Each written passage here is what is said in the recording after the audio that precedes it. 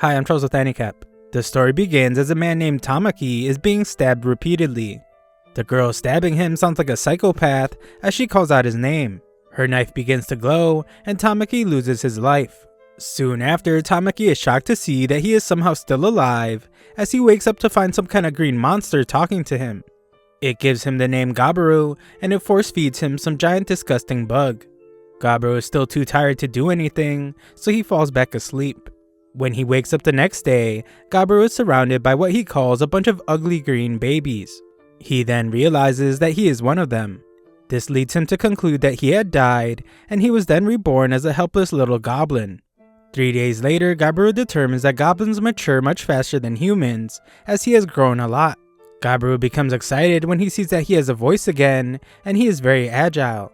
He decides not to overthink things, and he just becomes grateful to have a second chance at life.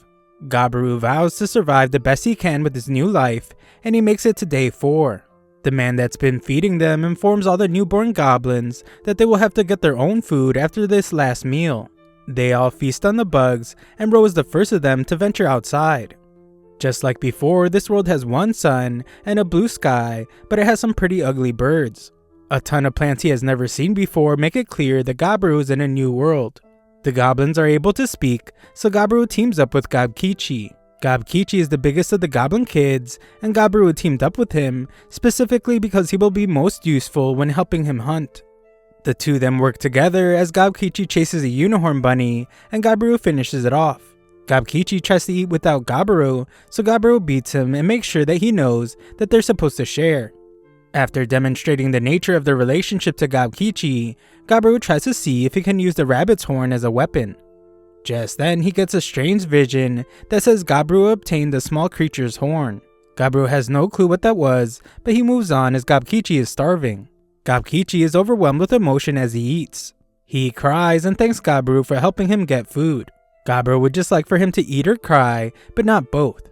On the 5th day, the two hunt a rabbit again, but this time Gabaru uses the horn as a weapon and determines that it's very useful.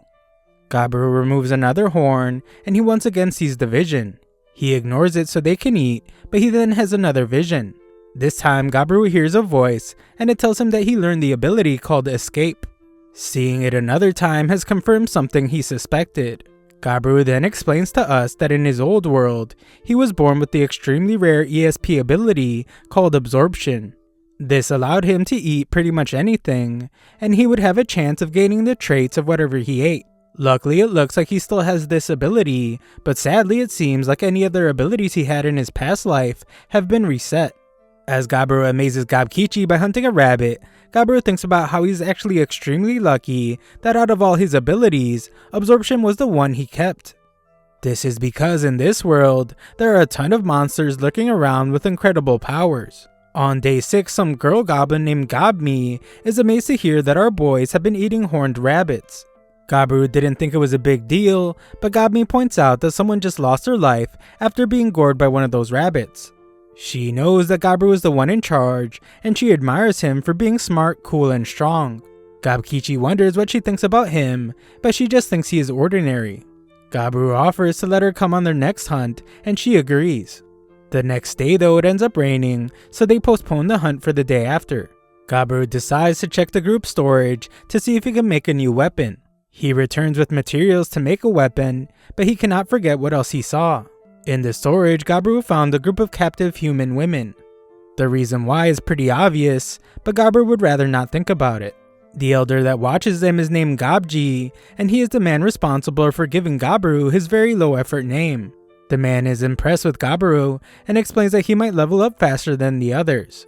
Gabaru doesn't understand what he means by levels, so the old geezer tells him to tap his head. Gabaru does, and the voice reveals that Gabaru is currently level 86. Gobji explains that once he reaches level 100, Gabaru will be able to evolve into a more advanced life form. Gobji doubts that he will be able to though, since it's pretty rare. It turns out that goblins age very quickly, so this old geezer is just 20 years old. Gobji explains that the others will be returning soon, so Gabaru will get to see what an evolved hobgoblin looks like. The old goblin lets out a maniacal laugh as he wonders what kind of prey they will be bringing back this time. On day 8, the guys go hunting, and Gobmi joins them. Gabmi is in charge of backup, while Gabiru fights at middle range, and Gabkichi is their forward. Their 3-goblin formation works like a charm, and they're able to hunt larger monsters. The food is delicious, so Gabmi tears up, as she has only been eating nothing but fruit. When Gabiru eats, he gains several traits from the snake, including venom resistance and something called Evil Eye. This is way more than he got from the other animals, so it's clear that this snake was on a whole other level. The others have no clue what he is talking about, and Gabkichi wants to eat the head of the snake too. Unfortunately, he can't since it's poisonous, and the others would die if they ate it. Gabiru is getting used to things now, so he explains that it doesn't matter how ugly he is. He is determined to survive in this world in his second life. Days 9 and 10 were more of the same hunting, but on day 11 they made the mistake of trying to go into a cave. Their teamwork shines once again though, as Gabiru has Gabkichi protect them with the shield, so he can use Evil Eye on the attacking bats. This stuns them so they can win the fight. They feast on the bats, and this gives Gabiru echolocation along with a couple other bat traits. They feast as always, but we see that some other goblins starve as they watch them. That night, some of the other goblins surround Gabiru as he sleeps, but the clever goblin always has his search ability active. This allows him to sense that the others are trying to attack him, so Gabiru beats up all 6 of them. One of them is hurt more than the others, so Gabiru realizes that he might not have adjusted his venom correctly since he was in a rush. He plans to teach the rest of them a lesson, but Gabmi is even more upset. She starts choking one of them out, so Gabiru tries to calm her down. On day 13, our group takes on a much bigger monster. Gabkichi gets knocked back, so the clever Gabmi disarms the orc. Gabiru breaks its leg and tells the others that he will take it from there, so they watch as Gabiru slaughters it. Feasting on the orc grants Gabiru the ability to use orc language, libido, and something called Detect Analyze. Gabiru is still thinking about when the others attacked him, so after his friends have had their fill of food, Gabiru decides to bring the rest back so everyone else can eat too. The others are skeptical at first, but Gabiru assures them that it's okay. They all thank Gabiru and begin eating good food for the first time. Gabiru stands over them as they eat, and he thinks about how he never would have even considered helping out the helpless in his old world. It's obvious that his appearance changed since coming to this new world, but Gabiru wonders if something else has changed about him as well. As Gabiru sleeps, he has another vision. It mentions something about how his level values have been exceeded, and he has met all the special conditions. We see that it says something about evolving, but Gabiru is too tired to read any of it, so he just swipes yes and goes back to sleep. One last message reads that Gabiru has received the blessing of the Grand God of Demise and Origin. The next morning, Gabiru finds that he looks a lot more like he did in his old life. A look over at Gabkichi reveals that he has evolved as well. Gabmi is in awe of her friends, as she points out that they're a lot bigger and a lot cooler now. Gabji is stunned that they both ranked up already, since it hasn't even been a month since they were born.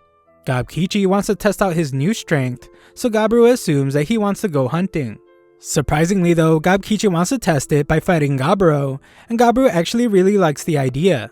The 2 beefed up hobgoblins fight outside, and show that they are much better fighters now. Gabkichi is a bit too slow though, so Gabiru ends up winning the fight easily.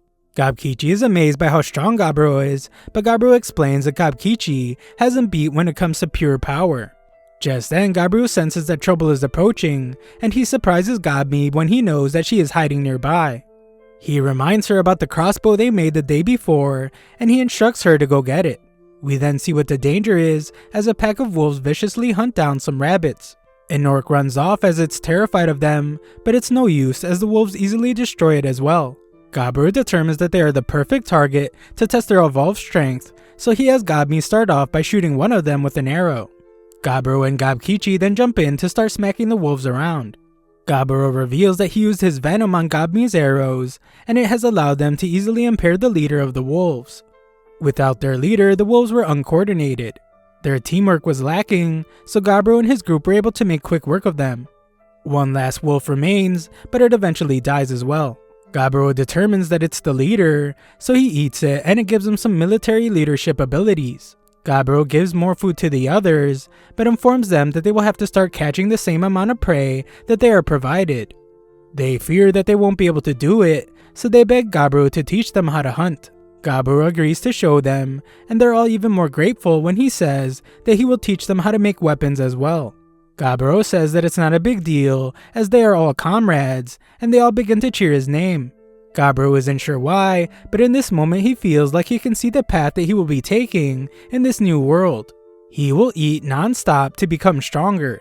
He will then lead his comrades to achieve his real goal that puts a smile on his face. 4 days later, Gabiru laments how his comrades still have a lot to learn. They train hard, and Gabiru is shocked when he accidentally walks in on Gabmi.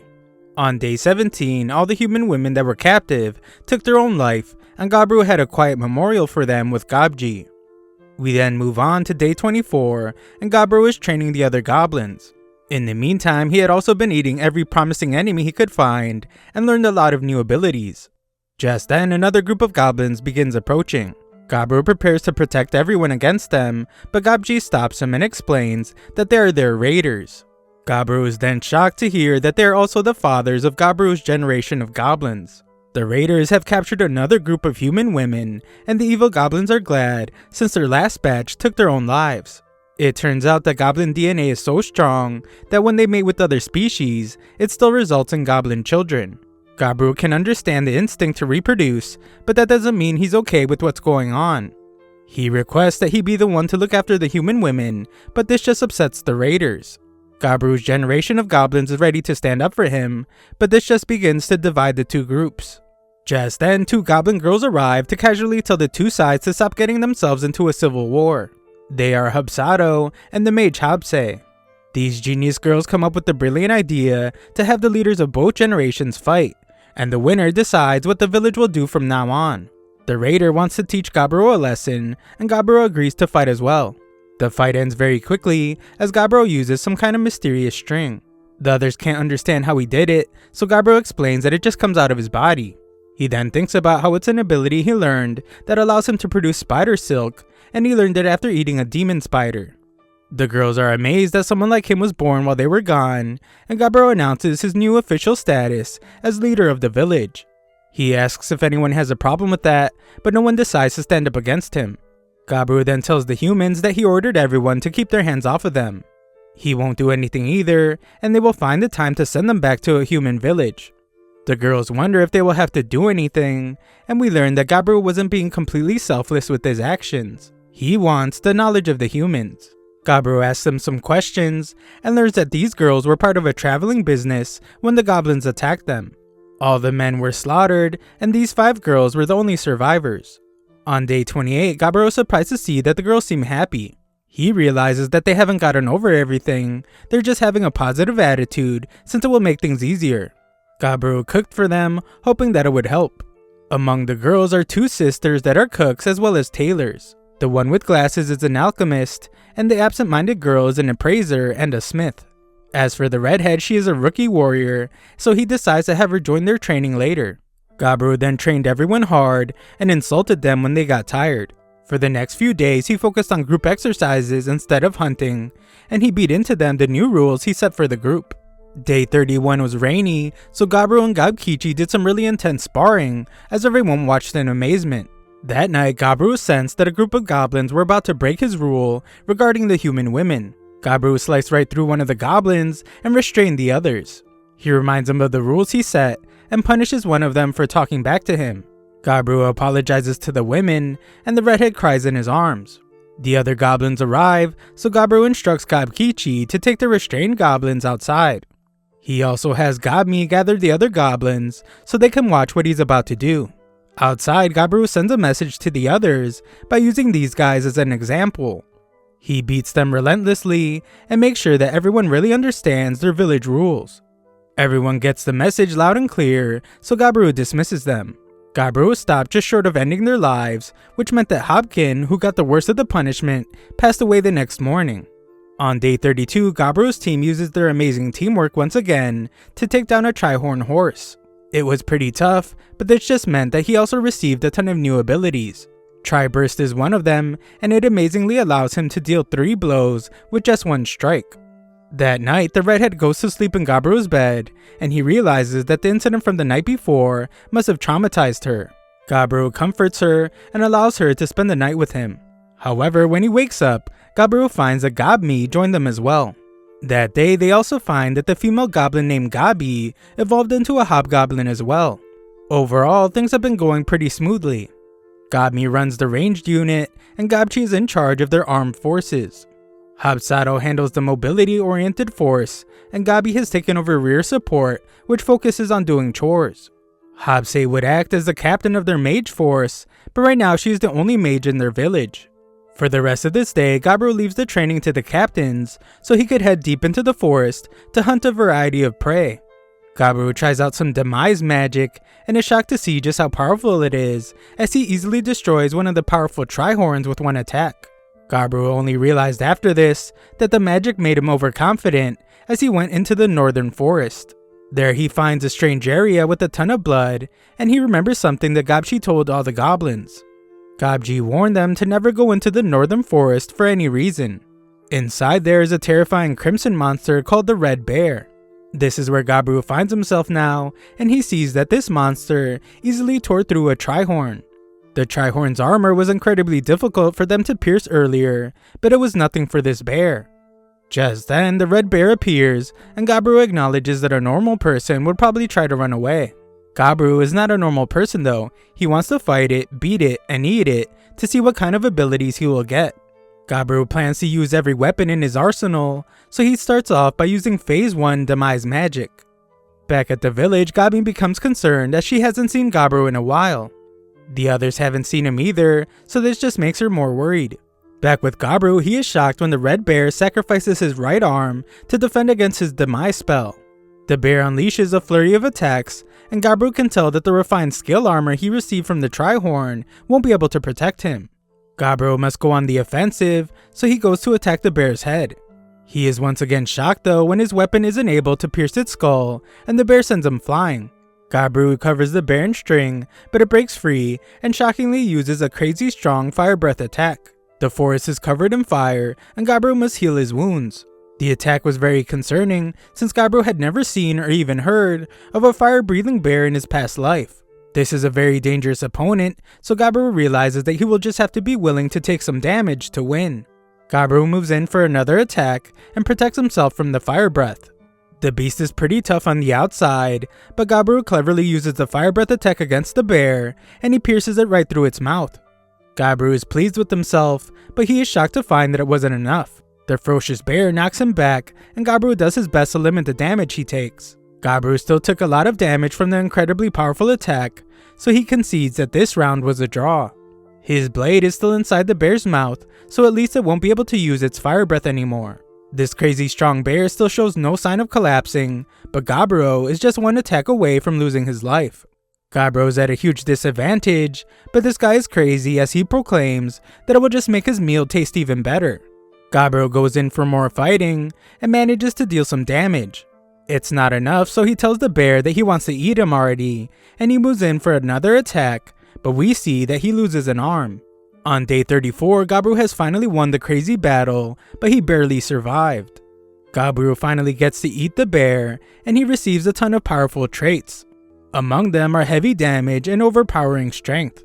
Gabiru passes out soon after, but we once again see that he has exceeded his level values and met all conditions. This now allows him to evolve into a rare ogre species. His conscience is fading away, so Gabiru simply selects yes without reading. On day 35, Gabiru continues to eat the bear and gains even more incredibly powerful traits. He reaches for his knife, which seems much smaller than before, and Gabiru is shocked to realize that he has become an ogre. Gabiru returns to the village, but everyone is terrified of him, and they fear that they are under attack. They prepare to run as they wonder why the ogre is smiling at them, and they wish that Gabiru was there to save them.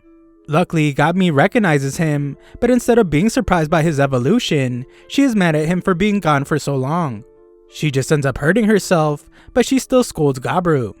She is upset that he lost his arm, but the others are all amazed that he took down the Red Bear. Gobji is most shocked of all, as he points out that Gabiru was able to defeat the Master of the Northern Woods just 1 month after he was born. Everyone had questions for him, but Gabiru was just glad that he survived and was able to make it to his new home in his new world. Sometime later, everyone is still amazed by Gabiru's evolution, as he has gotten much bigger and stronger looking. Gabiru goes to check on the human women, but he is followed closely by Gabmi and the redhead for some reason. As expected, the humans are terrified of him, but he manages to calm them down by explaining that it's him. Gabmi though seems upset about something as she pinches his leg.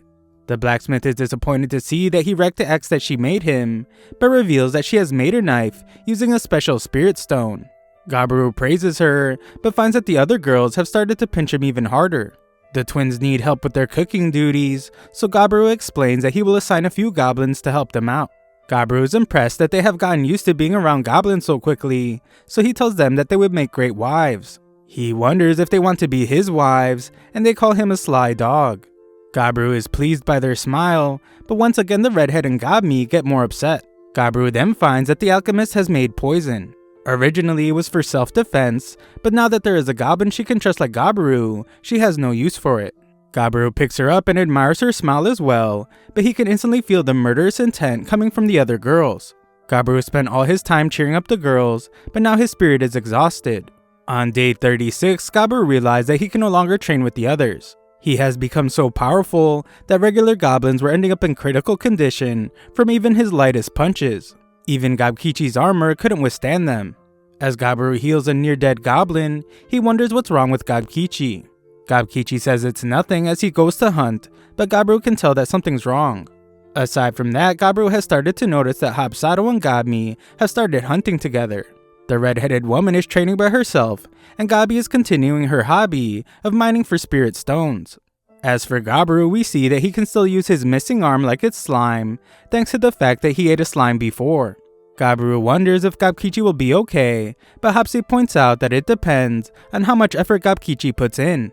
The two argue as Gabiru wishes Hapsi would give him back his book, and he thinks about how he was finally able to have a relaxing day.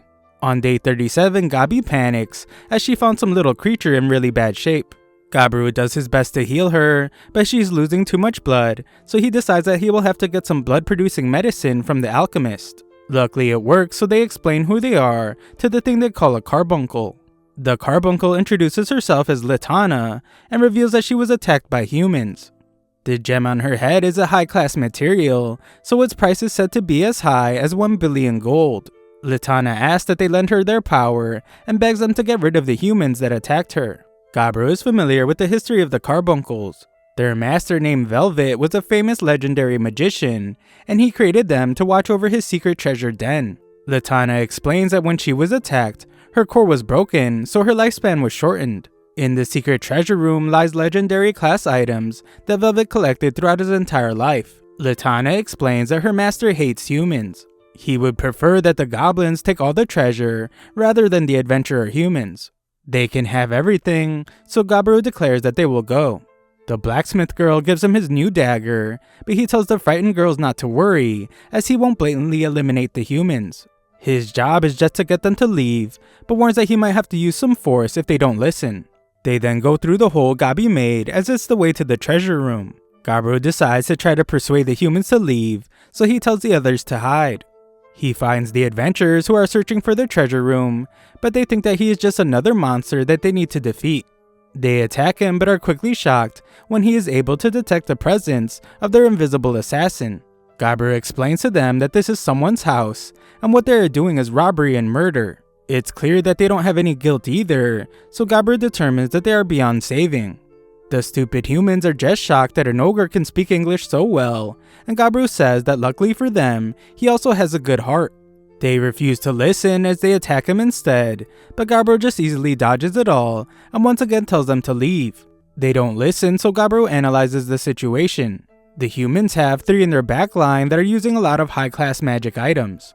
Unfortunately for them, it's pretty clear to Gabiru that they are relying too much on level enhancement to increase their fighting strength.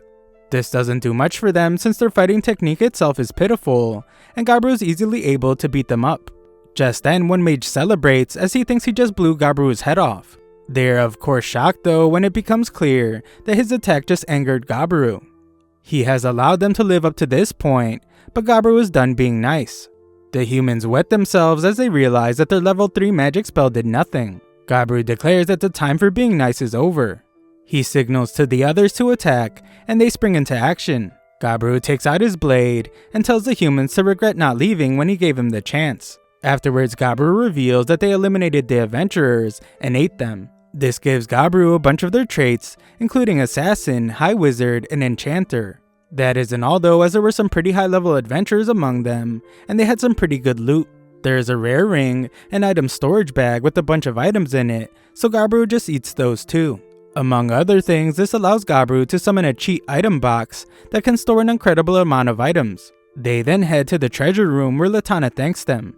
She explains that her master Velvet is great with spirits, which is why a ton of spirit stones can be mined there. She wishes good health to Gabru as they say goodbye, and she vanishes. It's a pretty sad moment, so Gabru just eats the gem from her head that she left behind. The slick Gabkichi wonders if Gabi is okay, and she says that she is fine.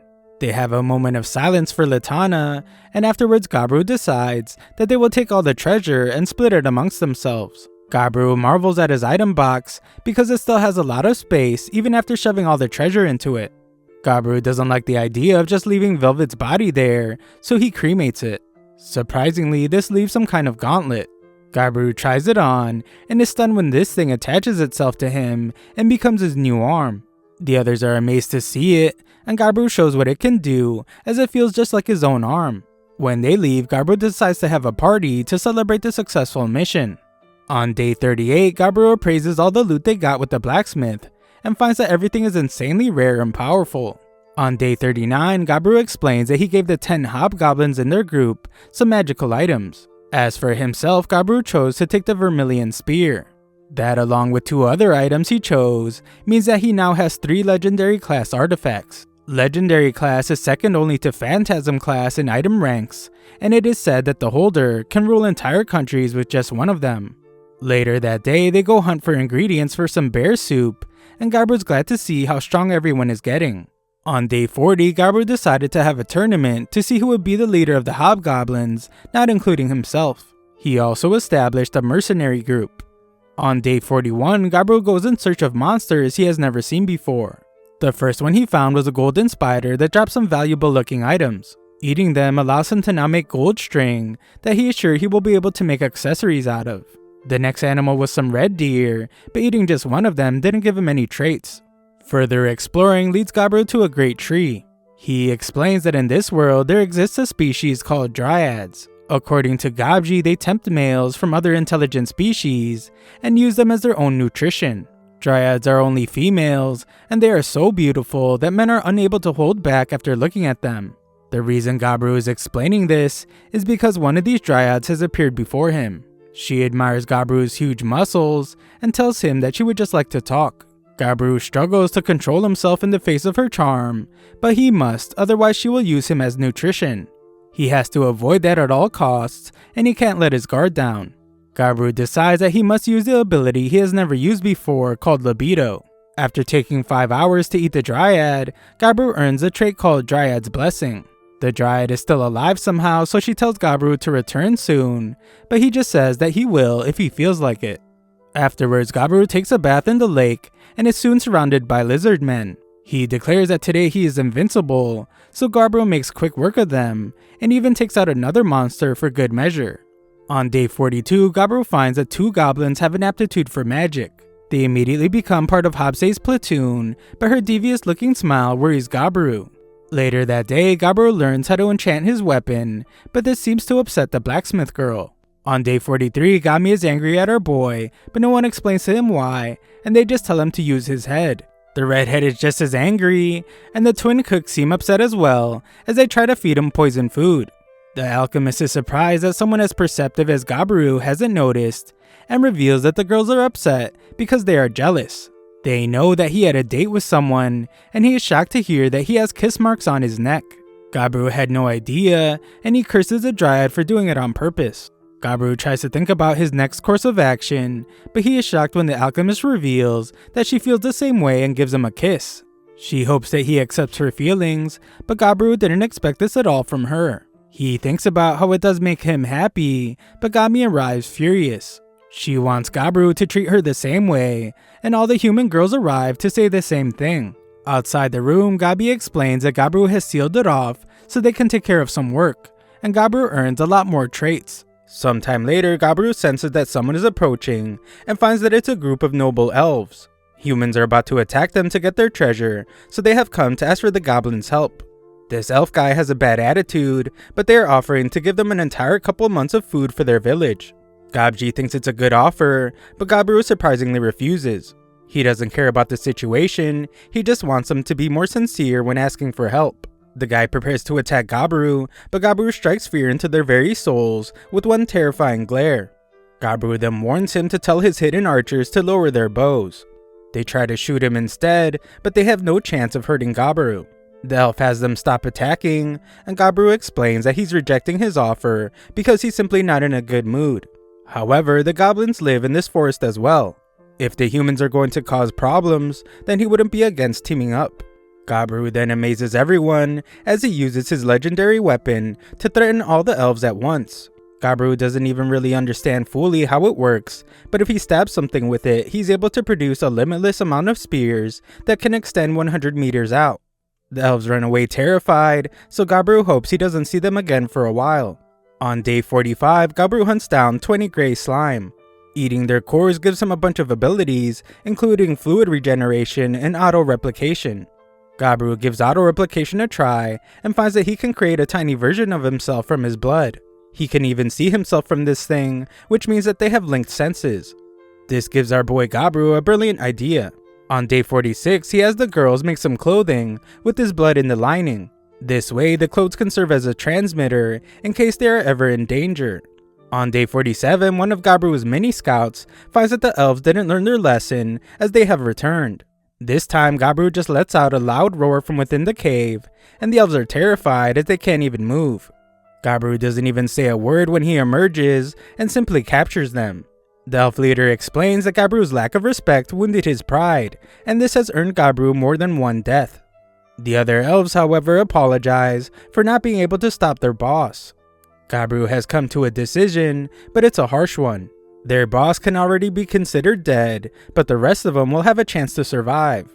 Gabiru will have them face the goblins in a mock fight, and the elves that win will live. Gabiru's choice is a fair one, as he declares that if they want to survive, then they will have to fight with everything they have. In the end, out of the 23 elves, 6 of them were defeated. The 6 were all men, but Gabiru admits to himself that he tweaked the fights because he doesn't like seeing women get eliminated. Gabiru then snacks on the losers, and he gets a lot more abilities. Gabiru then reveals to the survivors that they are now prisoners. They thought they would be set free, but Gabiru reminds them that they still try to eliminate the goblins. Gabji thinks that the elf prisoners will be a lot of fun, but Gabiru reminds him that there are rules against touching prisoners. Gabji vows to listen to his leader, but still begs as he is desperate. Gabiru then goes to give the final punishment to the leader of the elf unit. On day 48, we see that Gabkichi reaches level 100.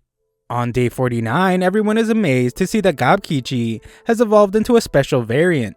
His dark red color is the result of a blessing from the demigod of flame, and his iron-hard skin is a blessing from the demigod of war. Gabkichi explains that Gabiru hasn't had someone to spar with since he became an ogre, and Gabkichi was worried that he would never catch up to him. Gabkichi is different now though, so they spar outside. Gabiru still dominates the fight, but Gabkichi is surprisingly able to hold his own. Gabiru eventually wins the fight, but the match proved to him that Gabkichi really is his rival.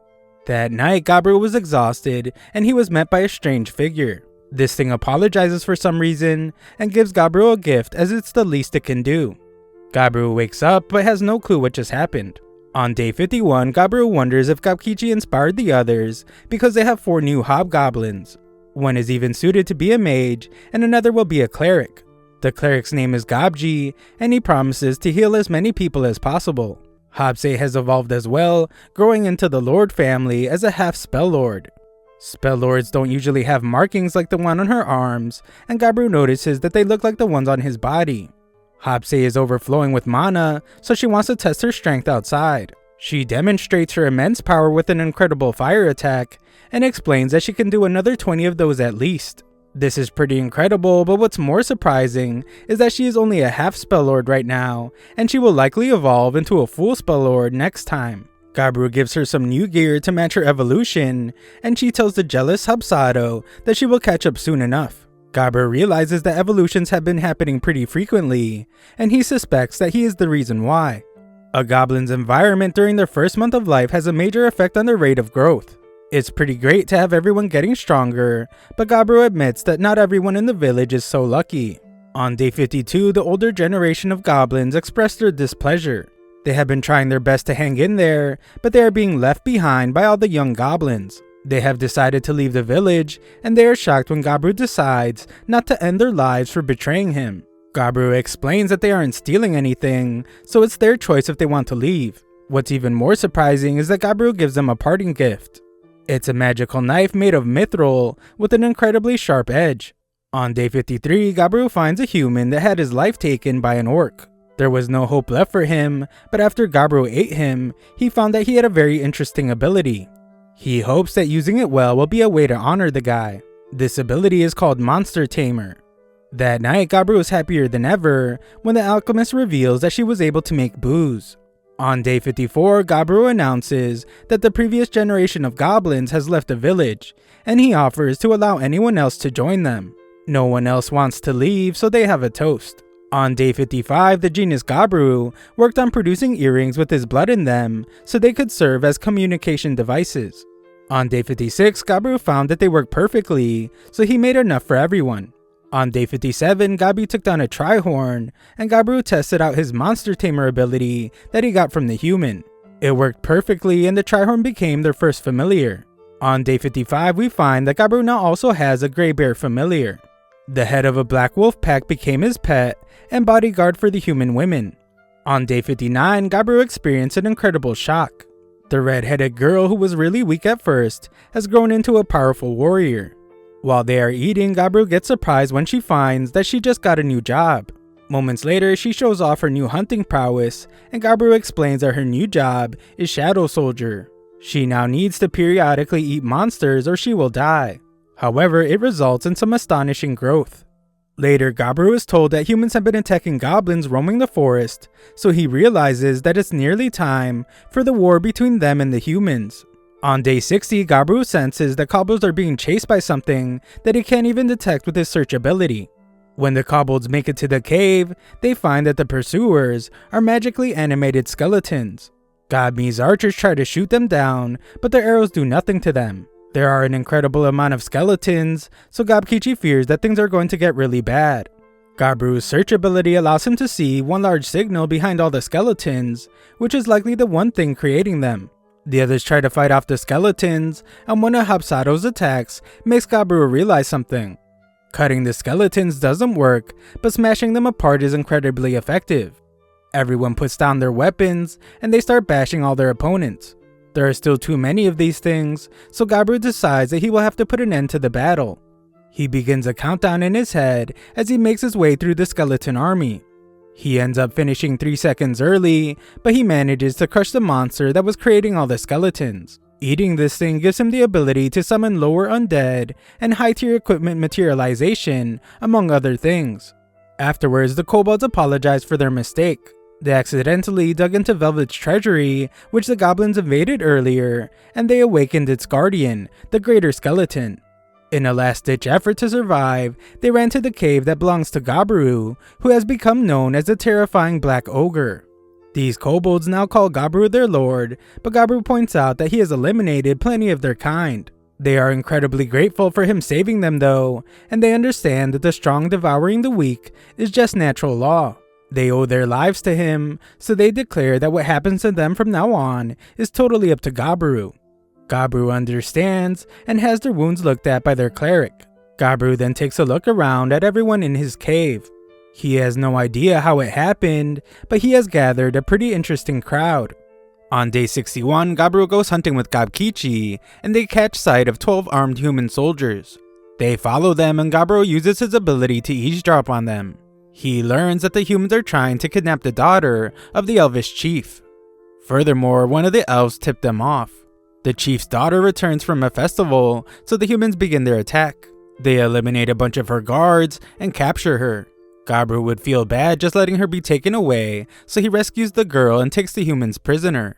On day 62, he learned that the human army would make their move in 20 days.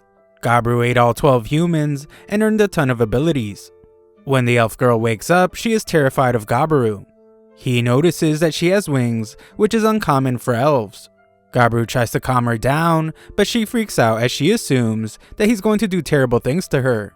She eventually relaxes a bit after drinking some calming tea, but she gets upset when Gabru reveals that he couldn't save her guards.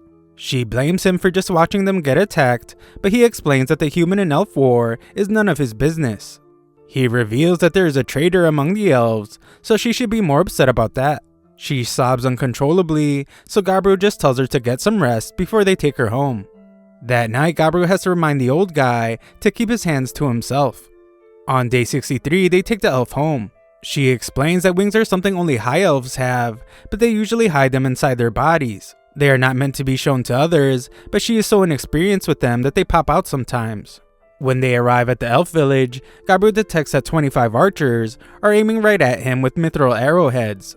Luckily, the chief's daughter explains that the ogre saved her life. The chief thanks them for saving his daughter, but Gabru explains that he didn't do it out of goodwill. He wants a reward and thinks about how he's letting the chief display what his kind means to him. So this will give Gabru a chance to get a grasp on the chief's judgment. Gabru's reward is something called a fail knot. It's a family treasure and magical item. The daughter is shocked that he would give this away, but the chief explains that it's a small price to pay for her safety. Gabru is pleased with this, so in return he offers to give the elves information about the human army's movements. The two groups are now on good terms, and the elves gave the goblins a ton of mithril equipment. The chief wonders if they know anything about a group of their elite fighters that have gone missing, but Gabru just pretends that he has no information on them. The chief even gives Gabru some good liquor as a gift, so Gabru vows to help them whenever they need. That night, Gabru can't believe how delicious their alcohol is. On day 64, Gabru is shocked to find that Gobmi has ranked up into a Dhampir variant. On top of that, they have 8 new hobgoblins. Gobmi now has some new abilities as well. The god of ice has given her the ability to create and manipulate large amounts of ice. Her evil eyes ability can charm enemies into fighting amongst themselves. Gabru seems to recognize her appearance, but he isn't sure why. Gabi has also evolved, and she is now a half Earth Lord. Earth Lords have the ability to manipulate the ground. She can also make her body stronger, and can use lightning magic to detect gems. As for Habsado, she evolved into a half Bloody Lord. They have the ability to control blood and make it into weapons. Also, all these evolved goblins have tattoos for some reason, and they're all in different locations. They say the tattoos give them power, so Gabru hopes to learn more about them. Because of all their evolutions, Gabji decides to give them all new names. We then get a look at a chart which ranks the races in terms of power. Ogres rank 5th, behind the Dhampirs and the Lords. Oguru knows that the elves will turn to them for help when their battle against the humans begins. He determined that they need as many assets as they can get, so he gave out communication earrings to new comrades. The elf girls they have captive refuse to wear them, as it's extremely taboo for elves to decorate their ears. However, Oguru took some time to change their minds. Oguru then had these new comrades join them during training. He then used his summon lower undead ability. He summoned skeletons so they could do some practical sparring. Oguru made some changes and summoned them with some armor. The more armor a skeleton has, the higher quality it tends to be. The elves struggled and lost most of their matches, but Oguru was still pleased as the group is building trust. On day 65, Oguru has learned that if he uses less mana, he's able to create regular skeletons, zombies, and other undead. He wondered what they would taste like, but he found he couldn't eat them. They are good for practicing though, and for gaining experience. They are purified in seconds during the daylight, so not being able to use them during the day is a drag. Oguru's group now has over 100 members. The kobolds are in a pretty low position, so they will have to work harder than everyone else. After a fight, Oguru worries that Gobfu might be eating too much rotten meat, but she thinks it's the best. On day 66, Oguru had Earthy close the exit to the cave where the skeletons were coming out of. He also had the kobolds do some hunting, with the goal of getting more wolf familiars. The kobolds worked faster than he expected, so they were able to collect 20 wolves. On their way home, they encountered a powerful boar, and Earthy destroys it. Later, the forge girl reveals that she upgraded the axe that Oguru damaged while fighting the red bear. The entire thing was modified with an alloy of spirit stone, iron, and mithril. Oguru is impressed, and the smith girl reveals that she was able to upgrade into an elemental smith. On day 67, Ogre Kichi reveals that he has always had a crush on Earthy. Oguru surprisingly already knew, so Ogre Kichi explains that he needs help as he doesn't know what to do. Oguru then comes up with a plan for him. He wants Ogre Kichi to do something that night, and he hopes to hear good news in the morning. That night, Ogre Kichi tells Earthy how he feels, and she seems to take it well. The next morning, Ogre Kichi feels really light on his feet and stronger than ever before during a match against Oguru. Ogre Kichi's managing to land more attacks than usual, but Oguru is glad that things went well for his buddy. It turns out that Earthy talked to Dami about it the day before, so Oguru and Dami sets the stage for them. Ogre Kichi has been so strong and full of energy that Oguru had to replace himself with the black skeleton in their sparring match. After training, Oguru's usual group went hunting. They found a lot of insect monsters that he has never seen before, so Oguru gained even more abilities. The most interesting of them was called Exoskeleton. Oguru used it and was shocked to find that he had become like one of those transforming superheroes. This new exoskeleton is extremely durable. It has the ability to repair itself and disperse impacts. It's a little too flashy for Oguru's liking, but Dami thinks it looks cool. Oguru tries to change back to his old clothes, but he just ends up being in his birthday suit. It turns out that his normal clothes were used to create the exoskeleton. It's a shame as he really liked his outfit since it was made from the red bear's pelt. Oguru then finds that this exoskeleton ability is even more amazing as it allows him to register 5 forms. One form used the red bear, so he can register 4 others. Oguru gave it some thought and decided that he wants forms for air and sea battles. So to start, he registers 1 form from the insects so he could sprout wings and fly. It's pretty difficult to control though, so he would need some practice. It's raining pretty hard on day 69, so the redhead wants Oguru to spar with her. She has been making steady progress, so she has been asking for more training lately. Oguru then thinks about how she used to seem like a puppy before, but now she seems more like a grown Doberman.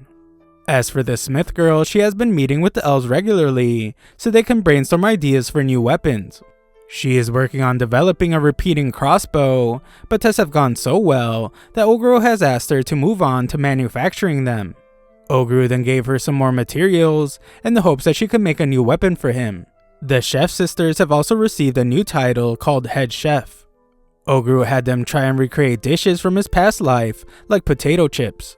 After that, Oguru had a meeting with the alchemist about manufacturing magical items. She reveals an item she created from the black skeleton bones. It's a bone nail that has the ability to freeze whoever struck with it in place. The other girls catch Oguru hugging the alchemist, but he doesn't elaborate on what happens next. On day 70, some elves arrive on behalf of the chief elf. These elves pass by their old comrades on the way in, but Oguru's earrings had a disguise effect that made them appear to be dark elves. The elf kid reveals that the humans are making their move. The elves won't be able to handle them on their own, so they need Oguru's assistance. Price is of no concern to them, as the chief just wants the enemy eliminated completely. However, their contract will be considered void if Oguru retreats. Oguru accepts the job, but explains that they will do it in his terms. Oguru instructs the kid to give the elf chief a bracelet so they can communicate. Information is a crucial weapon, and Oguru already has his blood minis covering the woods. Oguru gathers everyone and declares that it's time to put everything they have been working on to use. Starting on this day, they will become a mercenary company. They are now a professional force of fighters, and everyone likes the idea. Oguru decides that they will be called the Parabellum Mercenary Company. He tells everyone to prepare for battle as it's time for their first job, and they all start chanting Parabellum. On day 71, Oguru's Parabellum Company does their first job. They have a total of 36 members, and with Spellsay Sorcery, their familiars can join them for a total number of 73. They deployed early in the morning based on information gathered by one of Oguru's minis. A barrier surrounds the human army base, but Oguru uses an attribute on his silver arm to destroy it. Once the barrier is down, Earthy uses her earth controlling ability to close off any escape routes for the humans. Dami and Spellsay then take point on a coordinated magical barrage. Oguru summons a horde of skeletons and follows up with some spears for good measure. However, he is impressed to find that all this isn't enough to eliminate the humans. Some Lady Knight is leading their defense, so Oguru introduces himself with a roar. The humans can tell that the Black Ogre is controlling the undead, so the Lady Knight declares that they will strike him down together.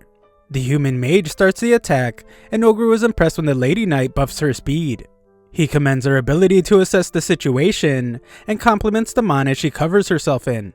Even her strategy to gouge his heart out is a good one. However, it's not good enough, as Oguru just pushes her back. Oguru then announces that he likes what he is seeing, so they all get to live as his prisoners. The Lady Knight refuses to listen, and she just wants to end his life. Oguru compliments her, but she says that if he wants her as his prisoner, then he will have to demonstrate his strength. If she is defeated, then he can do as he wishes. Oguru tells his group to eliminate everyone, except for the Lady Knight, the Sorcerer, the Priestess, and the Flaming Swordswoman. They are to be taken alive, but the rest can be eliminated and eaten. Oguru then explains to us that what happened next was a one-sided slaughter. Dami's charmed evil eyes caused a bunch of human soldiers to fight each other over her, and Ogekichi overpowered others. Blood Sato used her ability to turn blood into weapons, and Earthy followed up with her ability. Ultimately, they were able to defeat the enemy without a single loss.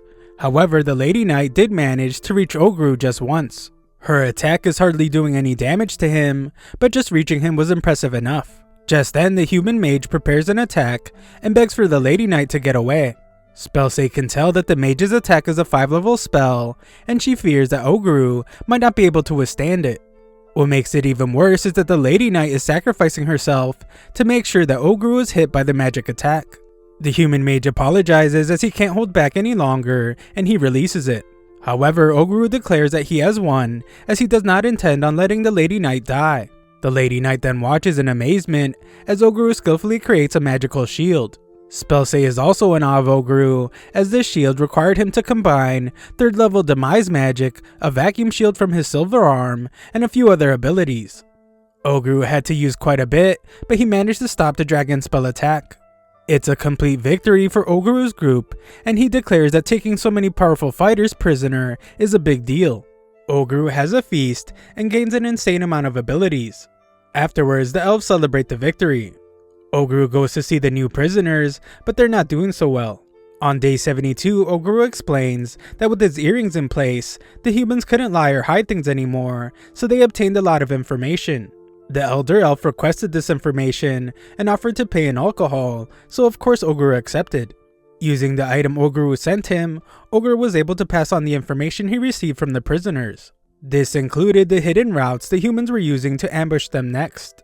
The humans are planning to use their immense numbers to suppress the elves from different directions. Using this knowledge, Oguru's group went around the routes, laid out some traps, and waited in a trench. The human troops are led by fully armored knights, and there are about 500 of them. On top of that, there is also 100 wizards. Oguru explains that it would be a long, hard battle if the elves fought them head on. However, for Oguru and his group, this was pretty much just target practice. Oguru commenced the attack, so his company closed off escape routes and used boulders to drop their numbers. They went from 500 knights to 300 in an instant. Pit traps and arrows dwindled this number down till there were less than 100 knights left. Oguru is then impressed when the commanding knight tells his troops to build a wall with anything they can find. This caused the fight to be at a stalemate, so Oguru sent Ogekichi to fight their commander. The humans of course fought back, but Oguru sent in enough warriors to make sure every knight was eliminated. The only question Oguru has is if Ogekichi will be able to hold himself back. Ogekichi starts destroying the commander, and the commander can tell that everything about Ogekichi is crazy. Oguru credits the commander for fighting back so well, but Ogekichi eventually wins. Just like last time, Oguru has a feast and gains a bunch of abilities. Ogekichi points out that the commander reminded him of Oguru, but Oguru doesn't see it. Just then, Dami comes out of nowhere and reveals that she wants to bear Oguru's child. On day 74, the night prisoners considers being captured alive to be more humiliating than death. Their commander tells them to calm down though, since they have food and a place to sleep, so it's not that bad. The knights point out that he is from a commoner background, so he wouldn't understand, and this whole prisoner thing is a disgrace to nobles like them. Later, Oguru has the commander tell him why the humans are attacking the elves. It turns out that the cause of this whole mess stems from a princess coming down with a rare disease that is fatal in 99% of cases. She is betrothed to a king of another empire, so he decreed that a cure must be found. The humans then found out about the elves' secret medicine made with the blessing of the demigod of the forests. The start of this war all boils down to human greed. Later, Earthy is shocked when something happens during a mining session. Everyone wonders if they have come under attack, but it turns out that the water just created a hot spring. Oguru excitedly tells everyone that it boosts their healing ability and clears any status ailments. Aside from that, it's also great for the skin. Everyone then enjoys all the benefits of their new bath, and Oguru credits Earthy for digging it up. On day 75, Oguru had some concerns, so he thought of a new training strategy using the human prisoners. The idea is to have others work on their leadership skills by running a simulated battle with real soldiers. They give orders to their appropriately outfitted soldiers, and they win if they are able to beat the leader of the opposing group. Oguru himself stands on the sideline and acts as a judge. Examples are Spelsay issuing orders to defensive troops, and Dami ordering archers. Dami and Spelsay are looking pretty strong leadership-wise, but Orekichi and Bloodsato couldn't get any wins. The humans watching can't even understand what's going on, as it doesn't make sense how goblins are practicing military maneuvers. The commander declares that he's tired of smacking bones around, as he was hoping to fight Oguru head on. Oguru is amazed by his courage. This guy still wants to challenge him even if all his comrades are losing over and over again, so Oguru develops an appreciation for the guy he calls the Steel Knight.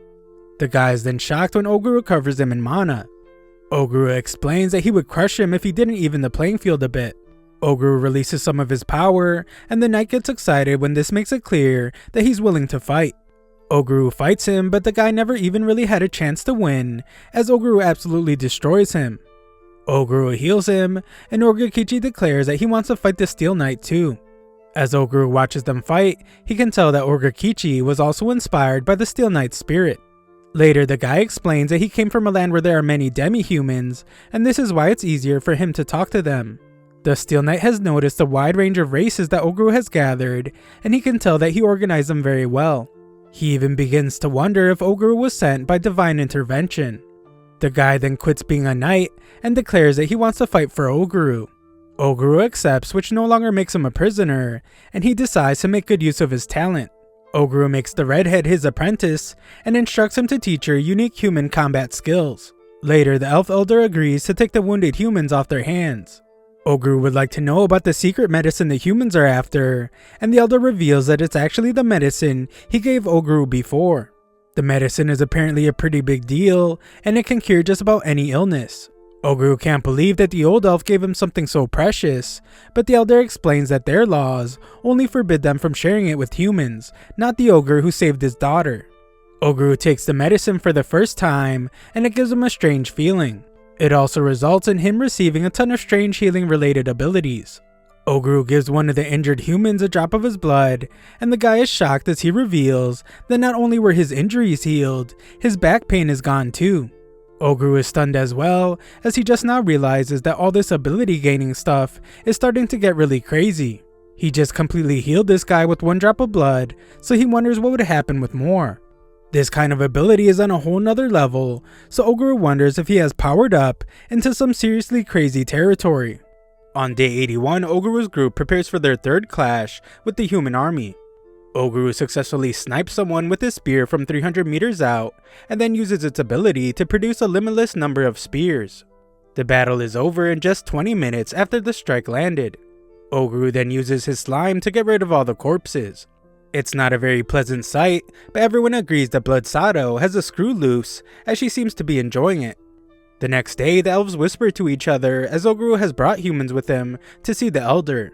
Oguru assures the humans that the elder is nicer than the other elves, as this proves to be true when he serves them drinks and food.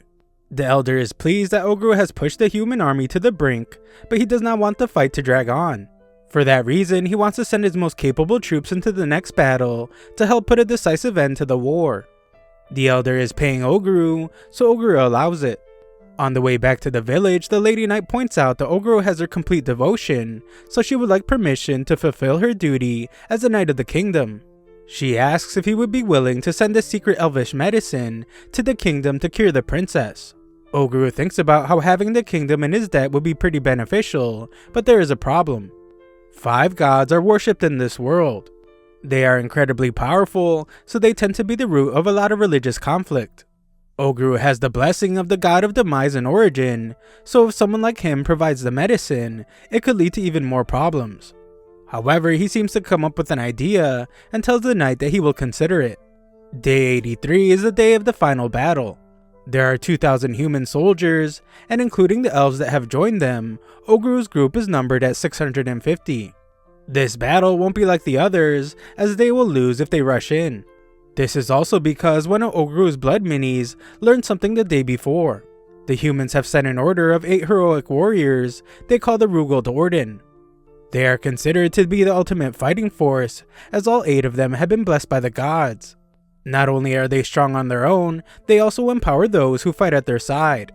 This means that the more allies they have, the more dangerous they are. Oguru wasn't even concerned when he learned about them though, and only wondered what they would taste like. It's time for battle, so Oguru summons his skeletons. Dami wonders if that's a good idea since the sun will come out soon, but Oguru explains that he made some tweaks to the skeletons. He then instructs Oregakichi's group to take care of the perimeter because he will be taking his skeletons straight to the center. Oguru initiates the battle, and the humans are shocked by how many skeletons there are. The humans know that they just have to wait it out as the sun will come up soon, and it eventually does. They are relieved as they think they will be able to push them back now, but they are stunned when the skeletons don't disappear. It turns out that Oguru coated the skeletons in slime so they could fight during the day. The skeletons do a good job, but Oguru sends them to help the others as he has decided to finish off the soldiers that are left. As he powers up an incredible attack, Oguru thinks about how the entire army will fall apart when he eliminates the troops at the center. Nearby, one of the Braves makes his approach, but he is annoyed to have to take part in such a boring war. He thinks the troops just need to fight harder, but they point out that they're not strong like him. The Brave arrives to see Oguru powering up, so he realizes that the battle might actually be interesting. The troops are shocked as they watch Oguru gather a bunch of water and blood, and he uses his attack to destroy everyone. The fight has made Oguru hungry, so he begins eating, but he is interrupted by the casual kid who would like for them to fight next. Oguru was told about this person, so he knows that his name is Filippo, the Bone Bug Brave. Filippo doesn't like it when someone he doesn't respect calls him by his title, so he gets really upset. This kid has some crazy eyes, so Oguru realizes that it means he was blessed by the god of demonic insects. The kid is upset with Oguru since he is the reason his vacation has been ruined. Oguru clearly sees that the kid is acting like a brat, but in reality the pressure emanating from his body makes it very clear that the kid can fight. Filippo can tell that Oguru has a blessing, so he wants to know which one it is, but Oguru doesn't say a word. Just then, Filippo reveals that he has some bugs that use a mix of his blessing and necromancy. He tosses them everywhere and explains that he can make the corpses move around. They aren't zombies though, as they can move in the sun, so Oguru determines that the bugs are some kind of parasitic biological weapon. Filippo then declares that there is a big difference between braves and heroes. Heroes are much stronger individually, and the fighters they empower are also much stronger. However, heroes can only empower up to 10 people. Braves, on the other hand, can empower hundreds. Just then, Oguru is shocked when Filippo transforms the corpses into monsters. Filippo has them attack, but Oguru quickly starts tearing them apart. Filippo's impressed as Oguru is able to smash them up like they are nothing, so he decides to take direct control over the monsters. The fight gets more difficult, so Filippo is now impressed by how fast Oguru can heal. Filippo prepares to use something Oguru won't be able to heal from, so he summons a giant centipede. This thing crushes Oguru, so the kid explains that it's his favorite pet. It's also pretty famous, as it was classified as a natural disaster. It's incredibly dangerous as its venom can cause death by organ paralysis with just the tiniest bit of exposure. The kid is then amazed, however, as Oguru has managed to survive for this long. Oguru's group becomes concerned as the venom has clearly started to take effect. No one can help though, as they are surrounded by enemies. Filippo praises his pet as it brings Oguru's lifeless body to him, and he sends it off to finish its other job. Filippo is sure that the fight is over now, so he thinks about dissecting Oguru's body to find out what blessings he had. He looks for someone to help move Oguru's body, but he is shocked when Oguru disappears. Just then, Filippo just barely manages to dodge an attack from Oguru, and he wonders how he managed to survive. Oguru doesn't explain, so the kid assumes that he just used a fake corpse.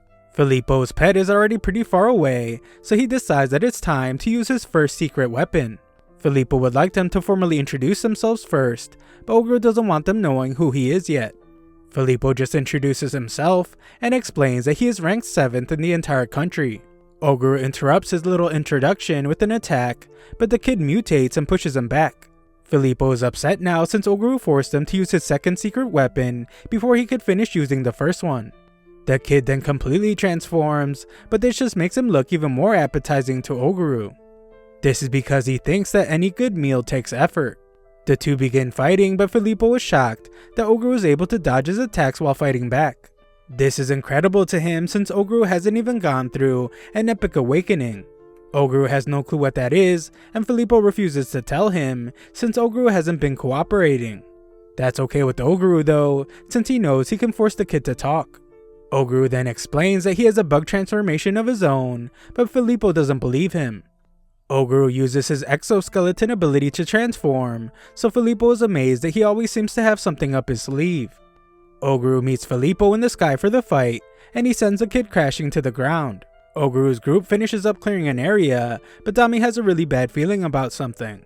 Nearby, Filippo explains that he has had a lot of fun, but it's time to stop. Oguru won't let him get away, but the kid says it's not his choice. He takes off and declares that he's a really fast runner. Oguru chases after him, but he must stop to strike down the carcass that is able to move without Filippo. The kid manages to get away, but Oguru vows to eat him one day. Dami arrives glad to see that Oguru is okay, and he explains that he sent a replica he created on a little mission while he was fighting Filippo. He applied a stealth ability to it, so it sneaks up to someone and tells them not to move an inch. The person it speaks to is the next king of the country and current commander of its royal armed forces. The replicant tells him that they have no desire to continue the war. The commander wonders who he is, but the replicant just tells him to check his armor. The commander is then shocked when the replicant explains that what's in the vial is a secret elvish medicine that will cure the princess. The replicant coldly points out that their troops can now stop sacrificing their lives for nothing. Back with Oguru, he acknowledges that he could have easily eliminated the future king, but he knows that this would have caused the kingdom to send their full force to wipe out the elves. He decided against that in order to avoid an all-out war. Oguru then has Earthy set up a defensive wall so they can get their injured to safety. Nearby, some humans are terrified when they run into Oguru, but he tells them to move along. The battle is over and no one else needs to lose their lives. He then thinks about how there are more important matters that need to be taken care of. That night, we learn that 30 Parabellum members lost their lives in battle. It's a very sad moment as they need to be put to rest properly. In this world, there is a risk that the dead will come back as zombies or ghosts, so they must be cremated. The others get emotional as they offer prayers to the brave warriors that fought hard to the very end. Everyone reacted in different ways, but Oguru didn't feel particularly sad. However, he did feel the need to cling to life as hard as he could, because they couldn't anymore. On day 84, we learned that the recent battle has earned everyone a lot of high quality experience, which led to a lot of new evolutions among Oguru's group. Habji was doing a lot of healing and has evolved into a half Saint Lord. He can now use a unique half Saint Lord ability called Shell Field. It's even durable enough to withstand 20 strikes from Oguru. Habfu has become a ghoul because of her love for spoiled food. She has been eating nothing but zombies, and you are what you eat. She excitedly talks about the guys, and Oguru fears what she might be thinking. Just then, Oguru is startled by Habmi's non-face eyes, so he asks her to keep them closed.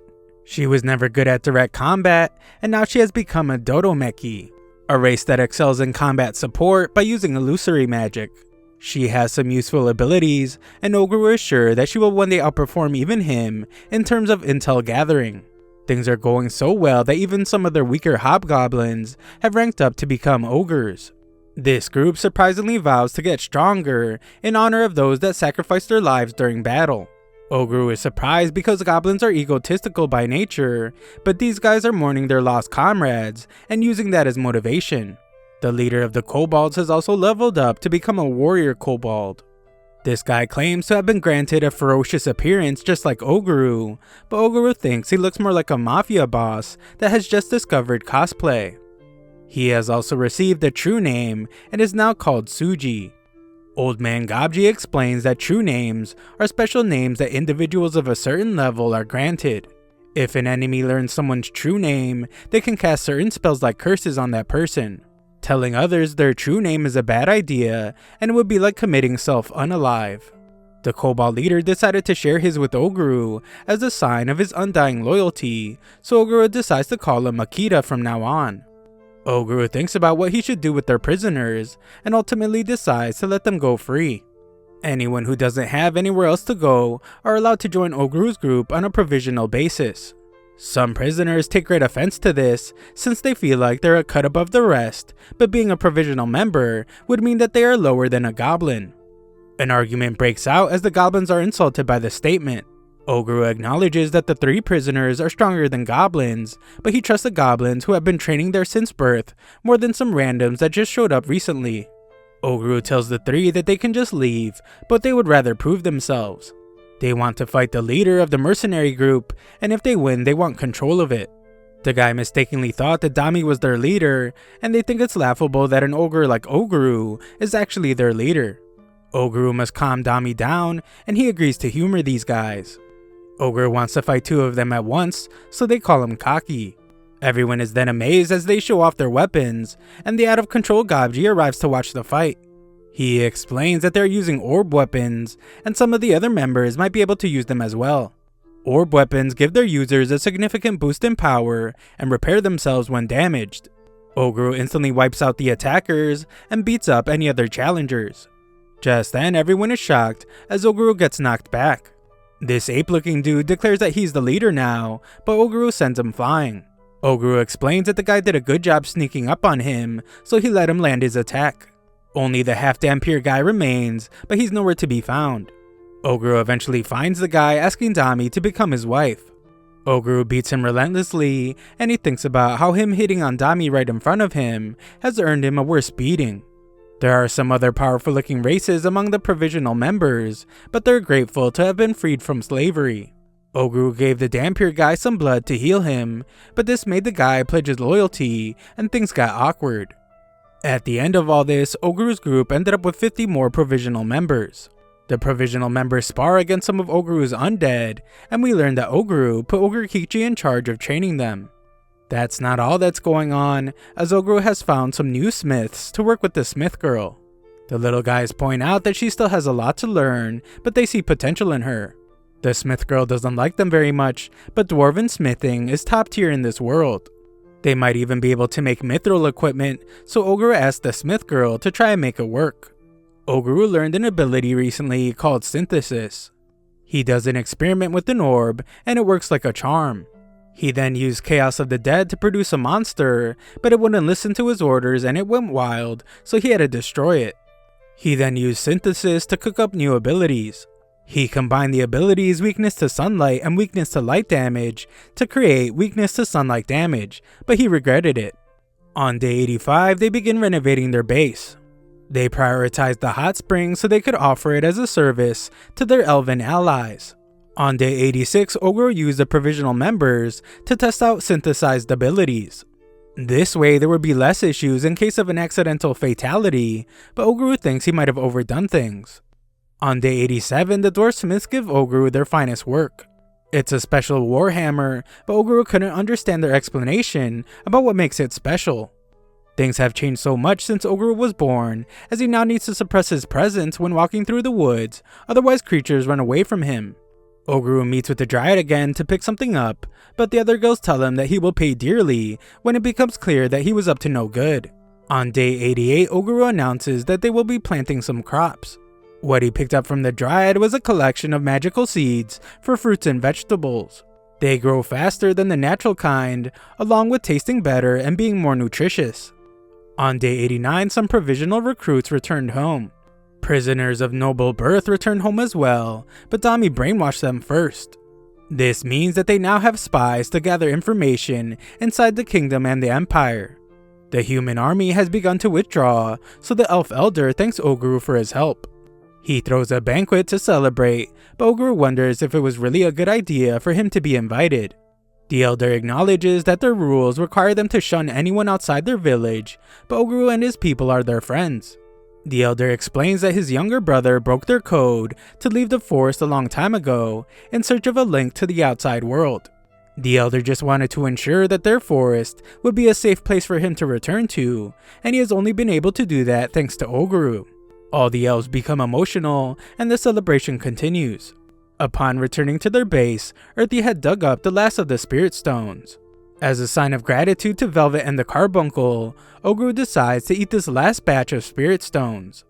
Of course, doing so grants him a bunch of abilities. Afterwards, Oguru got to work on some heavy-duty crafting. He fused the bones of black skeletons together and added some replicant material as an anti-sunlight measure. This allowed him to create what he calls a skeleton centipede. Oguru plans to use it as a vehicle as he wants to take the human girls to a human town. The human girls fear that they are being kicked out, but Oguru just reminds them that he promised to return them home when they first met. Even if they decide to stay, Oguru wants them to head back before making that call. On day 91, the construction of the improved hot spring was complete. The knight can tell that the redhead is distracted while training, and she reveals that she's worried about having to go back to a human town. The knight wants to stay out of it, but he assures her by saying that Oguru doesn't seem to be in any rush to get rid of her. On day 92, the girls collect some stuff to sell in town. In this moment, Oguru realizes that having these girls around to lend him the knowledge that he is lacking is a true blessing. On day 93, a party is held to help everyone get to know each other. The trio from before are some obnoxious drunks, as they say that they will do whatever they want when Oguru goes into town, but they do inform Oguru of something.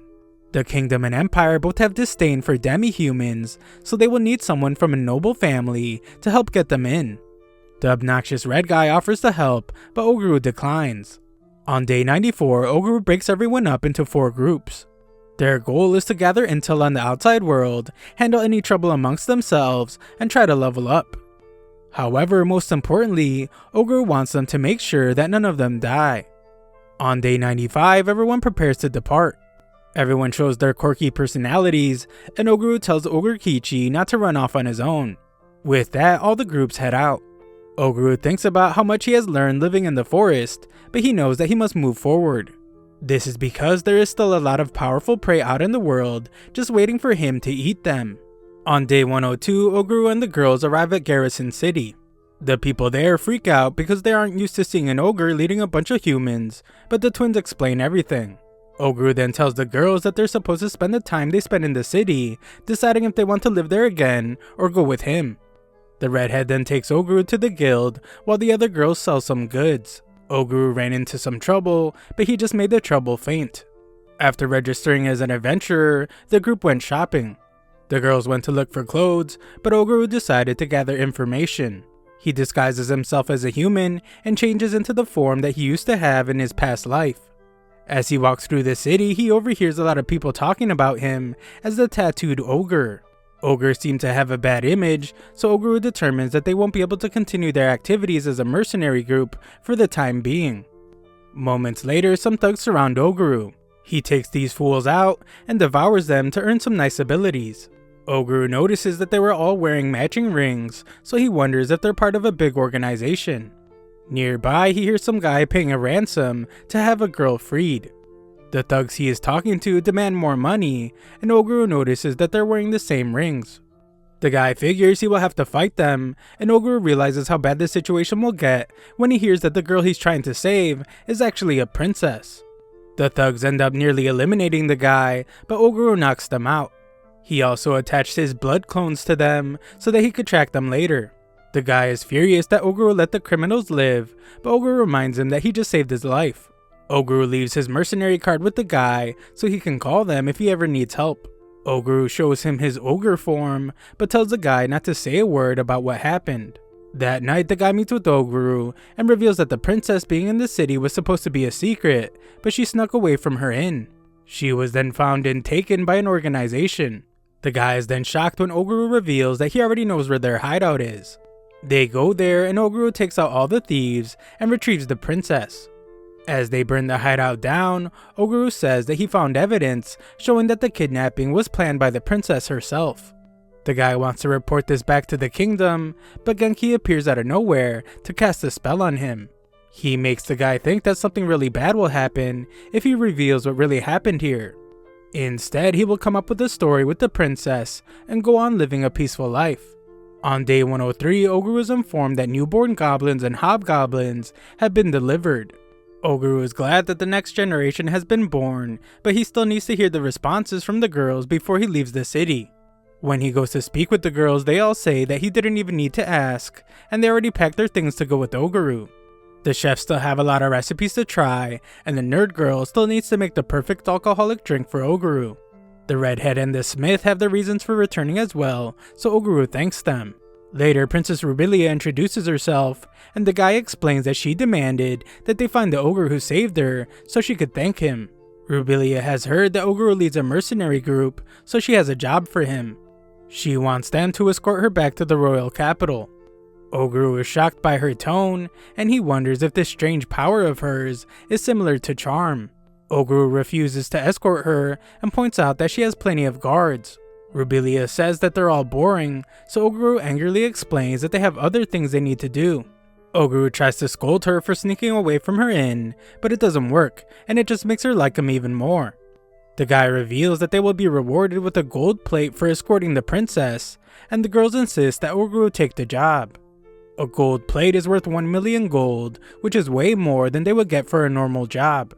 Their obsession with money bothers Oguru, but he's interested in seeing the royal capital, so he takes the job. Afterwards, Oguru admits that he's also excited about the prize money. The princess reveals that she ran away from her guards again, so Oguru scolds the guy. Unfortunately, he explains that the princess is stubborn. This is pretty bad since the guards are probably searching for Rubilia, and if she is found with Oguru, they will probably mistake him as a kidnapper. They go on their journey anyway, and Oguru answers all of Rubilia's questions. He explains that they're riding on a skeleton centipede. Oguru then tells her that some nearby animals are called bullfours. They have good quality meat, and their horns can be sold for a lot of money. The group takes out some of the bullfour, and they have a feast. That isn't all, as they use one of the bullfours to disguise their way too obvious skeleton centipede as a carriage. The redhead takes out a rabbit and snacks on it. She gains some abilities, and Oguru explains that her power doesn't come out unless she does that. The guy gets concerned when the princess gets really careless, and Oguru must save her. It turns out that he has to save her a lot, including when she sneaks up on the chefs who are holding knives. It's pretty bad, so he scolds her. On day 104, they find a nest of turtle snakes. They work together to capture these animals, and they prepare for another meal. The princess apologizes to the chefs for her behavior and offers to help them make the meal. Everyone then enjoys the grilled turtle snakes. As their journey continues, Oguru notices that Rubilia is extremely curious. Even if she knows that something is really dangerous, she can't help but investigate. Oguru takes an interest in the knight, so he allows them to join their morning training. The princess wants to join as well, but she is told that the training is not just some game. She insists though, so Oguru allows her to join them. Oguru trains the knight until he faints, and he is impressed by the princess as she seriously practices her sword swings. That night, they plan their route for the next day. The path along a cliff is the shortest, but it's also the most dangerous. It's dangerous because of the fillets eagles that reside there. They are the strongest race around the mountain path. They are extremely fast, and they also secrete poison from their claws. Even worse, the boss class Jade Eagle has the blessing power, and it will hunt them down if they encounter one. Just then, everyone is shocked when Oguru announces that they will hunt down the Jade Eagle. The hunt goes down the next day, and the captured eagles become their breakfast. Moments later, Oguru realizes that things are going to get really bad, so he tells the others to stay where they are. Everyone gets really worried, so Oguru apologizes because he decided a long time ago to eat as many first encountered enemies as he can. Later, everyone gets even more worried as Oguru has been fighting the beast for over an hour. Dami is sure that Oguru is fine, and she explains that he once defeated a red bear after an all-night battle. The red guy points out that this eagle is far more dangerous, and he says that they need to think about running away after Oguru gets eliminated. Dami refuses to run and simply declares that she will stay with Oguru no matter what happens. Just then, things become quiet and everyone fears that Oguru has lost his life when they see his arm on the ground. Oguru is alive but in really bad shape, so the newest members determine that defeating the eagle is impossible and they need to run. The situation looks really bad, but Oguru decides that he has to get serious. Everyone is shocked when he eats his own arm and thanks the eagle for helping him train. He acknowledges its strength and puts on his armor. Oguru strangles the giant bird with his threads so it can no longer escape. With just one attack, Oguru sends the eagle crashing to the ground. He thought it would die instantly, but the blessed have strong vitality. Just then, Oguru discovers a stone buried beneath the Jade Eagle's heart. The girls explain that it's extremely rare and they tell Oguru not to eat it. They want to use it for something because it's a material for making powerful weapons. The group then feasts on cooked Jade Eagle and Oguru gets even more abilities. Oguru uses the bird for another exoskeleton slot and he gets some feathered wings. Just then, the princess demands to know why Oguru eats all the monsters he encounters. Oguru had been asked that question several times in his previous life, and his answer is still the same. He eats it because he killed it, and he kills for the sake of living. If someone dies because of something he was involved with, he eats it as much as he can to make up for it. Everyone he told this to in his previous life was shocked, but the princess just falls silent. He wonders what she is thinking, and they continue on their journey. Thanks for watching my recap. Subscribe to the channel to help us make the push to 700,000 subscribers.